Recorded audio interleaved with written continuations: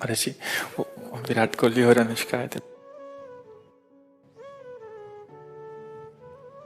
विराज बैठ प्रसन्न हो। जी अभी ठीक। हाँ, नहीं ठीक ही रहना चाहिए। हम आपको अपने प्रभु का विधान बताते हैं थोड़ा सा। जब प्रभु किसी पर कृपा करते हैं, ये वैभव मिलना कृपा नहीं है, ये पुण्य है। पुण्य से एक घोर पापी को भी बहुत देखो, पाप करके भी उनका कोई पुण्य है जिससे वो सुकृत पूर्व के सुकृतवश चल रहे हैं, नया पाप है। ये वैभव बढ़ना या यश बढ़ना ये भगवान की कृपा नहीं मानी जाती। भगवान की कृपा मानी जाती है अंदर का चिंतन बदलना, जिससे आपके अनंत जन्मों के संस्कार भस्म होकर और अगला जो है वो बड़ा उत्तम होगा। अंदर के चिंतन से होता है, बाहर से कुछ नहीं होता। मात्र अंदर का चिंतन। अच्छा, अंदर का चिंतन हम लोगों का स्वभाव बन गया बहिर्मुखी। बहिर्मुखी मतलब बाहर, बाहर यश कीर्ति लाभ विजय, इससे हमको सुख मिलता है। अंदर से कोई मतलब नहीं रखता कोई विरला ही अंदर से। अब क्या होता है, भगवान जब कृपा करते हैं तो संत समागम देते हैं, फिर दूसरी जब कृपा होती तो विपरीतता देते हैं, और फिर अंदर से एक रास्ता देते हैं। ये मेरा रास्ता है, ये परम शांति का रास्ता है, ये शांति का रास्ता नहीं। भगवान वो रास्ता देते हैं और जीव को अपने पास बुला लेते हैं। बिना प्रतिकूलता के संसार का राग नष्ट नहीं होता। किसी को भी वैराग्य होता है तो संसार की प्रतिकूलता देखकर वैराग्य होता है। सब कुछ हमारे अनुकूल है तो हम आनंदित होकर उसका भोग करते हैं। जब हमारे ऊपर प्रतिकूलता आती है तब ठेस पहुंचती है कि इतना झूठा संसार, तो अंदर से भगवान रास्ता देते हैं। ये सही है। भगवान बिना प्रतिकूलता के इस संसार को छुड़ाने का कोई भी औषधि नहीं रखी। आज तक जितने बड़े महापुरुष हुए हैं, जिनका जीवन बदला है, उनको प्रतिकूलता का दर्शन करके बदला है। तो कभी प्रतिकूलता आए तो उस समय आनंदित हो कि मेरे ऊपर अब भगवान की कृपा हो रही है, कि मुझे सतमार्ग में चलने की प्रेरणा मिल रही है। अगर सतमार्ग छूटा हो, ये सब तो एक सेकंड के लिए आप विचार कीजिए। अब अपना सुधार कर लो, अपने जीवन को सत्य में ले आओ, तो अगला जो होगा वो बहुत जोर का होगा। चाहे जन्म हो तो श्रीवान कुलवान धनवान वैभव संपन्न ऐसे, और भक्ति की अनुकूलता, भक्ति की अनुकूलता। खास बात श्रीवान धनवान कुलवान नहीं, खास बात भक्ति की अनुकूलता। अगर इस जन्म में भगवत प्राप्ति नहीं हुई तो भगवान श्री कृष्ण ने गीता में कहा है कि मेरे भक्त का नाश नहीं होता।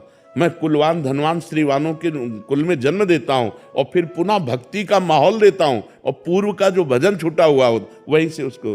अब बिल्कुल ऐसे ही रहो जैसे रह रहे हो, बिल्कुल संसारिक बन करके रहो, लेकिन अंदर का चिंतन आपका बदल जाए।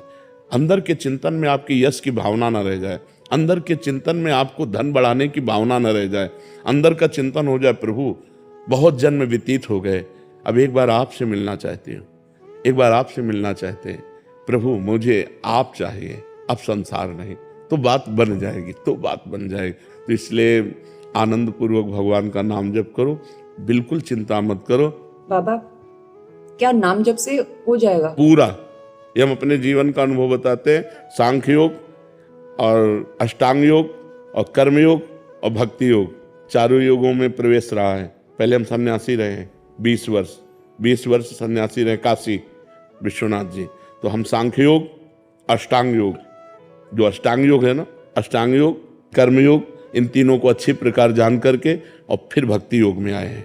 स्वयं भगवान शंकर से बढ़कर कोई ज्ञानी तो नहीं ना, सनकादि से बढ़कर कोई ज्ञानी नहीं। वो हरिश शरणम सनकादि हर समय जपते रहते हैं। भगवान शिव राम राम राम राम राम राम जपते रहते हैं। हम वृंदावनवासी प्रिया प्रीतम के उपासी, तो जो राम में राह है वही राह है, जो धा है ये रस देने वाली वस्तु है।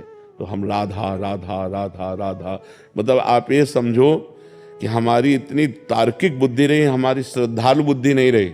सन्यासी की जो बुद्धि होती है वो तर्क प्रधान होती, कसौटी पर कसने पर। तो हम केवल भावुकता में राधा राधा का प्रचार नहीं कह रहे कि हमने सुना और ऐसे ग्रंथों में पढ़ा और ऐसे कह रहे, स्वयं स्वाद लेके कह रहे और विश्वास के साथ कह रहे कि यदि आप राधा राधा जपते हो तो इसी जन्म में भगवत प्राप्ति हो जाएगी, इसी जन्म में। जैसे किसी से कहा जाए कि तुम सत्य बोलो, मंदिर में चढ़ के बोलो, तो हम मंदिर में नहीं, हम वृंदावन में बैठे हैं। करोड़ों मंदिर इसकी समानता नहीं कर सकते, भगवान का परम धाम है। अगर राधा राधा नाम चल रहा है तो इसी जन्म में भगवत प्राप्ति हो जाएगी। हमारी आखिरी श्वास यदि राधा, तो मुझे श्री जी की प्राप्ति, भगवान की प्राप्ति हो जाएगी। इसमें कोई संशय नहीं और किसी साधनों की कोई आवश्यकता नहीं। आप केवल अंदर ही अंदर चलाइए और लिखिए। देखो, हम जो कह रहे हैं उसको समझो।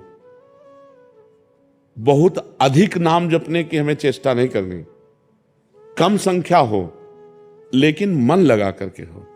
जैसे हम, अब देखो, आप लिखो राधा, अपने दिमाग में लिखो, खुले नेत्रों लिखो या बाहर बाहर देखो, दिखाई दे रहा है राधा लिखा हुआ। वही कान में सुनो राधा, वही अंदर उठाओ राधा। ये तीनों का एकाकार हो जाए तो ये करोड़ों नाम जप के बराबर है। देखो, जैसे हम बोला राधा, ऐसे हम 1000 राधा नाम बोले तो हम बोला राधा, ये उपांशु है, इसे उपांशु कहते हैं। राधा राधा राधा राधा 1000 बार, ये उपांशु हुआ।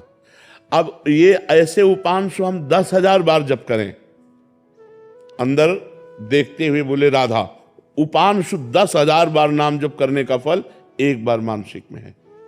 इतना बड़ा फल है ये। ऐसे राधा राधा राधा चल रहा है, नेत्रों से हम उसे देख रहे हैं, कानों से उसे सुन रहे हैं। आप देखना कि अगर मन भगेगा तो आप लिख नहीं पाओगे राधा नाम, अगर लिख रहे हो तो मन भगेगा नहीं। तो चाहे 10 बार लिखो, 100 बार लिखो, लेकिन एक अभ्यास बनाओ ऐसा कि कुछ समय शांति से स्नान आदि करके बैठ गए और राधा राधा लिख रहे हैं, उसी का चिंतन कर रहे हैं। इसे अपना जीवन बना लो, फिर आप परिणाम में खुद देख लेना। कोई घाटे का सौदा तो है नहीं, ठीक है। ये सखी को दे दे, ठाकुर शिव जी की है।